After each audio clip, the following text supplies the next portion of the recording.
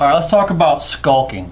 This is something that almost all players use, and some people don't like it, but it's part of the game.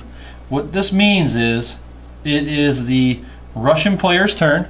The German player has moved here with a big old kill stack. Let's see, we got 5, 10, 15, plus a light machine gun, so it's a 16 firepower, 16 down 1 because of the leader firing into the woods, but you're concealed, so it's going to be halved.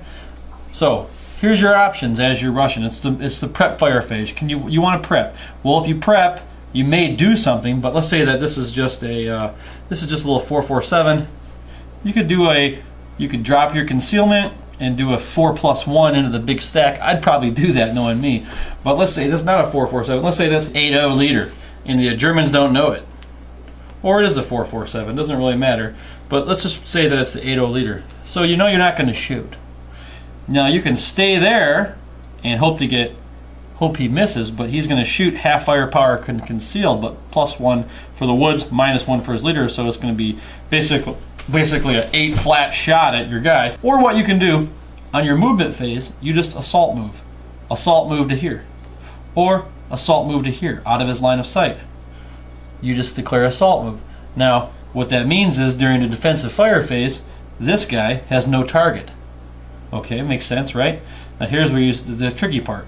During the advance phase, you advance right back into the spot you were in before. Now, it's his turn. He can prep fire at you, but that means he can't move. Or he can walk out here next to you, and you may call his bluff. He may call your bluff. You may be an 8-0. But, you never know. It could be a 5-2-7, adjacent, movement in the open. That's bad news.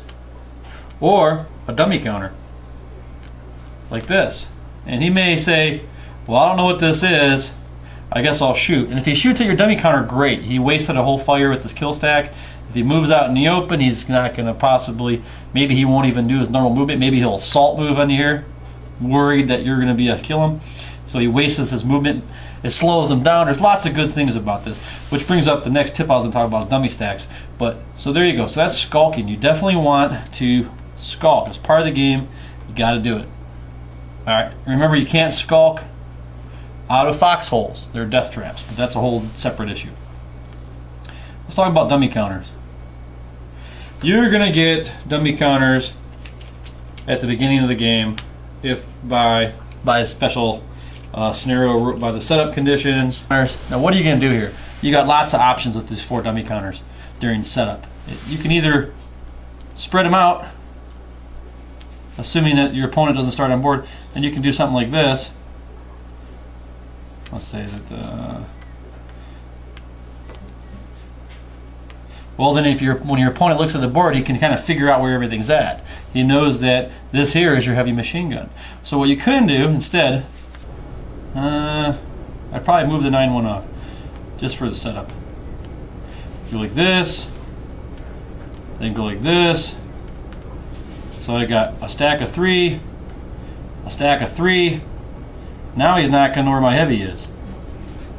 He's really confused. And then I would put this conscript like this, and that like that. Put my leaders on the bottom. You can put your leaders on the bottom. You can rearrange them later. You put your leaders on the bottom during setup so that your opponent can't see where your good leaders are. Now, if this was my setup, he would not know where anything was at. All right. Another overlooked thing is you can trade out these little dummy counters for full-size dummy counters, and then you can put those somewhere like in concealment terrain, like this grain field here, or in these woods, and then use another one to cover up, trade out another one to cover up your actual location of your real tank, and then put your 4th one on top of a stack or something. He's not going to know where your tank is at. He might have 2 possible locations, and until you move, he won't know which one it is. And then even after you move, those 2 dummies, they can't move anymore because they're full size, but it's still a sniper. It's still a possible sniper target. That brings up sniper bait. You have dummy counters all over the place.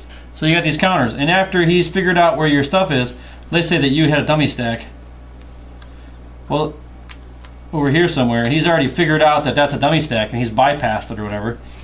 Well, don't forget about these guys. Don't move them in the open. where they've got line of sight because they'll be removed. But if you assault move, you know, whatever, you keep moving them in the movement phase, bringing them closer and closer because they're awesome sniper targets. Sniper target drifts to this, boom, it takes away the dummy stack, but it saved your leader. So you can use them that way. Alright? Let's talk about this big stack here. You got 1, 2, 3 full-size squads and a light machine gun with a 9-1 leader. That is a killer stack. There's goods and bads about keeping your stacks together. One, it's a killer stack. You've got 5, 10, 15, plus the light will knock it up to the 16 fire column if you fire the light machine gun. Down 1 for your leader. 16 down 1's a deadly shot.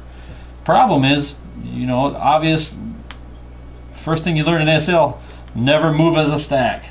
So if this guy was here and you had to take this building, well, what you're going to do is you're going to move one guy at a time. Probably try to use your smoke. You got smoke, maybe try to pop smoke.